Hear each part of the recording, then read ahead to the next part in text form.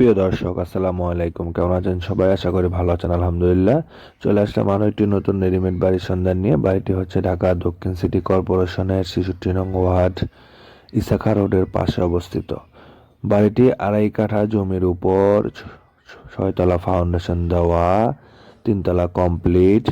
বাড়ির সামনে রাস্তা হচ্ছে সামনে ২০ ফিট, পাশ দিয়ে হচ্ছে ১২ ফিট। দুইটি রাস্তার পাশে কর্নার প্লট। বাড়িটি বিক্রি হবে একটি রিজনেবল প্রাইসে।